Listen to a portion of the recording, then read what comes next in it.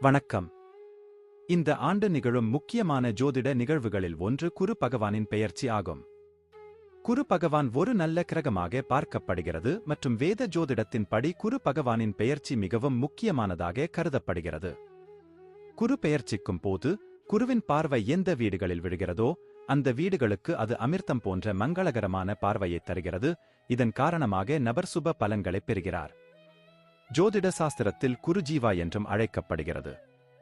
சனிக்கு அடுத்தபடியாக மெதுவாக நகரும் இரண்டாவது கிரகமாக குரு கருதப்படுகிறது மற்றும் இது சுமார் 13 மாதங்களில் ஒரு ராசியிலிருந்து மற்றொரு ராசிக்கு பயணிக்கிறது. கடந்த ஆண்டு ஏப்ரல் 22, 2023 அன்று குரு தனது சொந்த ராசியான மீனத்தை விட்டு வெளியேறி தனது நண்பரான செவ்வாயின் ராசியான மேஷத்தில் நுழைந்தது. இப்போது குரு பகவான் 2024ஆம் ஆண்டு ரிஷப ராசியில் அரக்கன் குரு சுக்கிரனின் ராசியில் பெயர்ச்சிக்கப் போகிறார். தேதி மற்றும் நேரத்தைப் பற்றி நாம் பேசினால் குரு மே 1, 2024 அன்று மாலை பிற்பகல் 2:29 மணிக்கு ரிஷப ராசியில் பெயர்ச்சிக்கும். அங்கு ஒரு மாதத்திற்குப் பிறகு ஜூன் 3, 2024 அன்று அதிகாலை 3:21 மணிக்கு அது அமைப்பில் இருந்து எழுச்சி நிலைக்கு வரும். குரு அஸ்தமனம் செய்யும் காலத்தில் திருமணம் போன்ற சுப காரியங்கள் நடைபெறாமல் மீண்டும் குரு உதயமாகும் போது இப்பணிகள் மீண்டும் தொடங்கும். குரு அதே ரிஷப ராசியில் இருப்பதால் அக்டோபர் 9, 2024 அன்று காலை 10:01 மணிக்கு அதன் வக்ர நிலையில் தொடங்கும் மற்றும் இந்த இயக்கம் அடுத்த ஆண்டு பிப்ரவரி 4, 2025 அன்று மதியம் பிற்பகல் 1:46 வரை தொடரும்.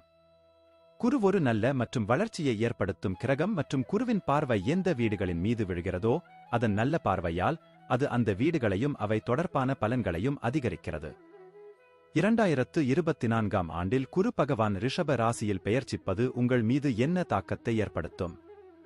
குரு பெயர்ச்சி 2024 உங்களுக்கு என்ன மாதிரியான பலன்களை தருகிறது என்பதையும் உங்களுக்கு தெரியப்படுத்துகிறோம். குரு பெயர்ச்சி 2024 சிம்ம ராசி பலன்.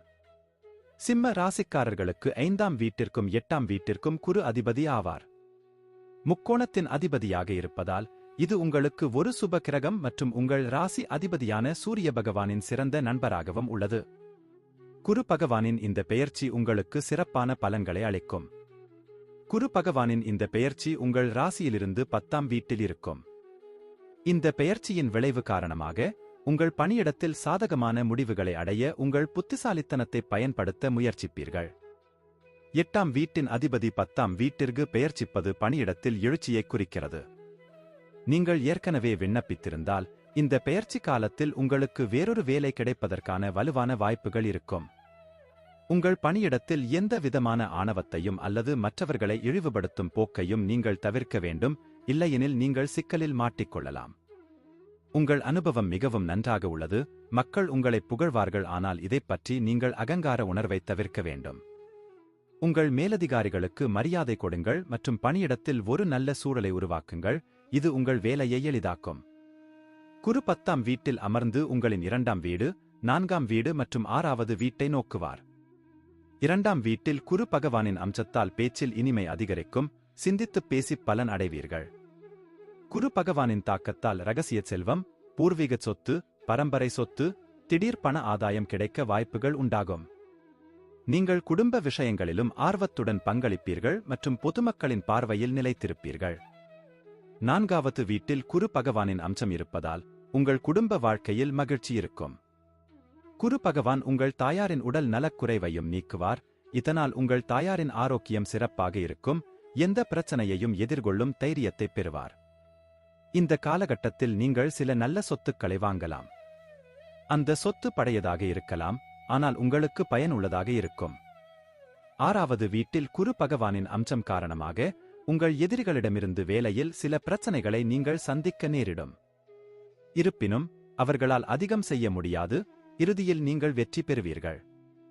உங்கள் செலவுகளை கட்டுக்குள் வைத்திருக்கவும் புதிய கடன் வாங்குவதை தவிர்க்கவும் நீங்கள் நிறைய முயற்சிகளை எடுக்க வேண்டியிருக்கும்.